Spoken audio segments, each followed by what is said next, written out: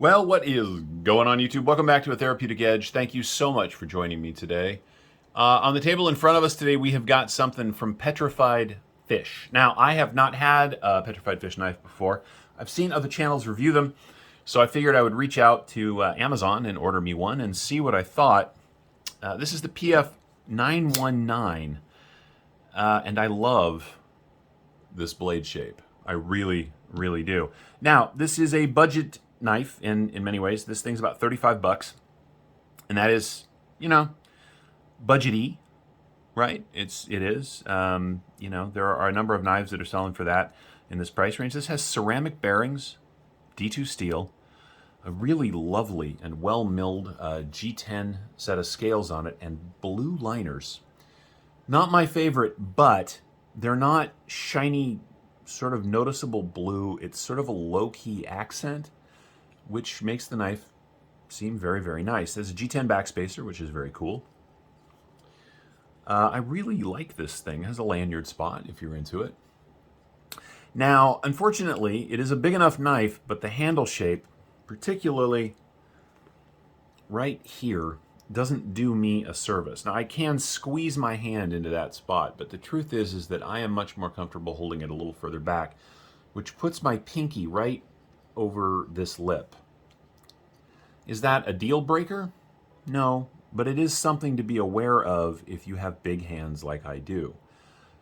Truthfully, right? If this was a little more neutral, this would be it is a fantastic knife, but it probably would have become one of my favorite budget knives. But that little corner means that when I did my cutting test stuff, it was kind of a pain. Not an actual physical pain, but just annoying. Something to be aware of if you've got big hands. Beyond that, for $35, this is one hell of a pocket knife. It really is. And I love this blade shape. It is interesting. It's got almost the sort of ZT Hinderer slicer grind kind of mentality to it. In other words, the line here goes up as you get towards the front of the blade, so you get a lot of drop right here, and it is a very thin and slicey edge. They did a great job. There is a spot to rest your finger. If you're doing cuts this way, you can even come forward, of course, and get your finger ahead of it. Your thumb, if you got hands my size, if you have smaller hands, your thumb is going to land right here, and there is a spot for that. There is no jimping, but there's a spot. But if you have bigger hands like I do, you can come all the way forward very comfortably. It's really nice. Now, there is a sharpening choil. Yeah, it's not... I mean, look, I can get my finger in there, and the way it's shaped, I don't feel like I'm at risk, really, of cutting myself. But boy, I tell you what, if I was pushing forward and ran into something, I would run up right on the blade. So you're going to want to be careful. You can get your finger into this choil if you want to. It has a flipper, which, by the way, is very good. I mean, it's very, very smooth. I haven't lubricated this yet. I don't lubricate my knives until I've had them for a while to give everything a chance to break in. Even though I've done a bunch of cutting with this, I haven't had to lubricate it yet, and the action's very good. Smooth, locks up very tight. It is a liner lock, as you can see, and we're locked up about 45% on these interesting blue liners. The cutout is deep enough on this side, and the liner lock is tall enough that you get your thumb in there, no problem. Right? Very, very well done. This thing came just dead centered. It has, maybe it's a little bit of a millimeter, it's probably a percentage of a millimeter off towards the lock side now, but I've been cutting with it. There is no rock, no play, no nothing. And I love the Petrified Fish. The Petrified Fish, I can talk, watch me go, pivot. This is laser etched, which is very well done. Now, it does say Petrified Fish here on the blade, and on this side, it does say the PF919 and D2, which is not too much billboarding, right? It's pretty well done. Comes with a nice deep carry clip, which unfortunately is not left or right hand reversible. So this is a righty-only knife, and moreover, the screws are not flush mounted in there.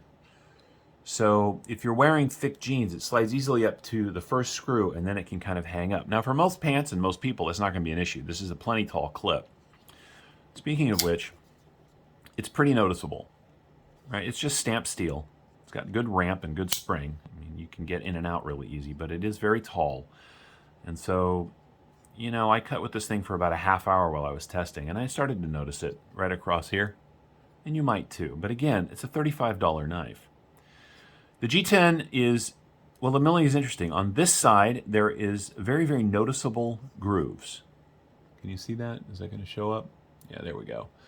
On this side, the grooves are also there, but they're a lot less noticeable. And I don't know if that's common of this knife or just the one I got in particular, but it does very much look like it has two different scales on it, front show and lock. I don't mind. This gives grip. They both very nicely grippy.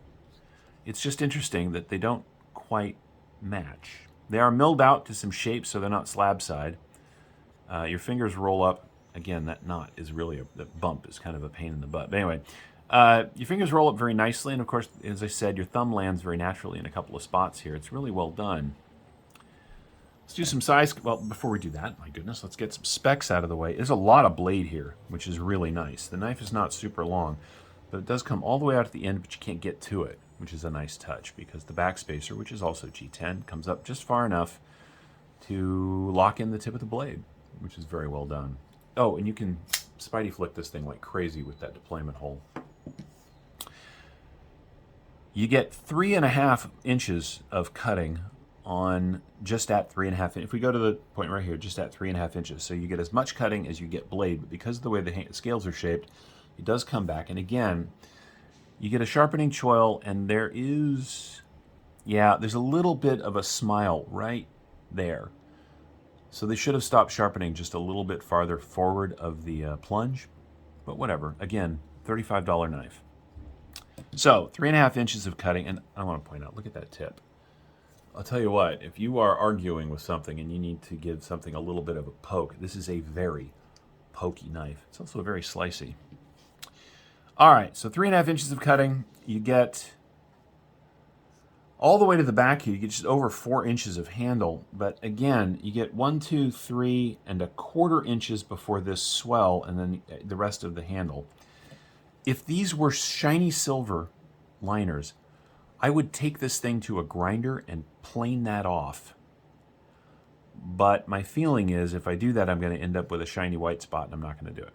So if you've got normal sized hands, please understand this is not going to be an issue for you. But if you got hands like mine, you know, we spread that out on the mat. We're looking at, particularly right through the fat, we're looking at, you know,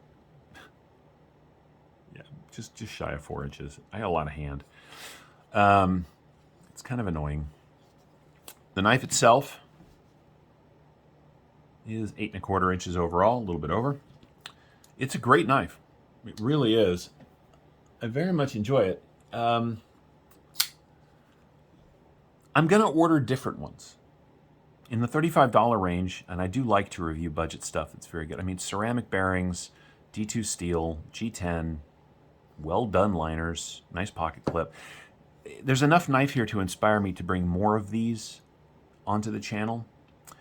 I'll likely use them as giveaways down the road or use them in trade fodder for other knives, but I like it. I like it enough that I'll get more of them and give it a shot. So that's good. So anyway, where were we? We were at just shy of 8.5, inches overall. Closed profile on this thing because of this hump, which I like. It's an aesthetic thing, but I dig that. You know, the knife is, let's see, with the flipper, we're at 1.5 inches, about 1.25 inches. It's not too big. It sits in the pocket pretty well. And again, the only thing you got to worry about banging into stuff on this knife is the flipper, which is chamfered down. A little bit of jimping right there. And again, you can push button this thing. You can light switch it. Let's see if I can flick it out. Yeah, no, the detent is done exceptionally well. That's really good. Closed length is just shy of 5 inches. I mean, it's a fairly good sized knife. Let's do some size comparisons to explore that. We're going to go ahead and line it up on this line because that's easiest for me to see when I'm working. All right, what should we do first? All right, well, so here's another good sized knife. We'll do it against the PM2. These knives are very, very similar in size. In all dimensions, they're very similar. You get a lot more cutting on the PF919 than you do on the PM2. And you get more handle, of course, on the PM2. Oh man, got some schmutz on that. I have to clean it up. Here it is against the full-size Griptilian.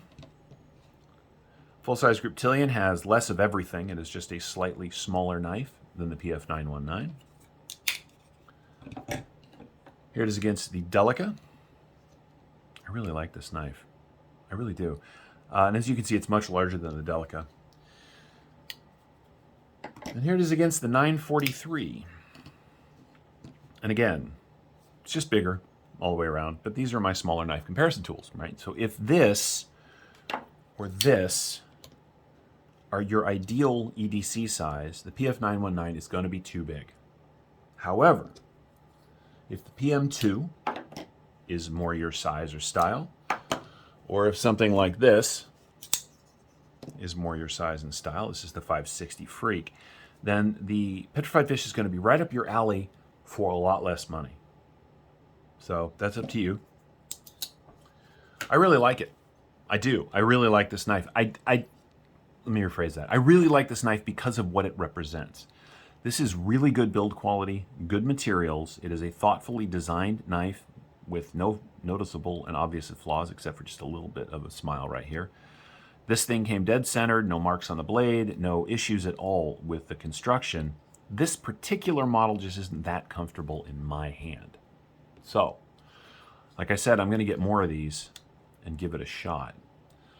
According to their website, well, you know what? Let's go ahead and ignore that. I'm going to weigh it myself. I've learned that sometimes knife websites offer what I like to call wishful thinking dimensions. Like they want it to weigh a certain amount. All right. 4.8 ounces. It's not a lightweight knife, which makes me want to take a peek inside. There is milling on the inside of these liners, but if you look closely, you'll see that they're really thick steel liners. They are. I mean, they could have been a lot thinner. That's where I think where the weight comes from, even though they're milled out. That, and it is a nice thick chunk of D2. I mean, the blade itself is pretty thick. Not at this end, but certainly up here. As you can see, look at that swell right there where it swells back out towards the tip. This thing is pretty. So 4.8 ounces, not terrible, not lightweight either, but not terrible. Let's go ahead and get some specs on the blade. I think that we're going to be at, what, 4 millimeters?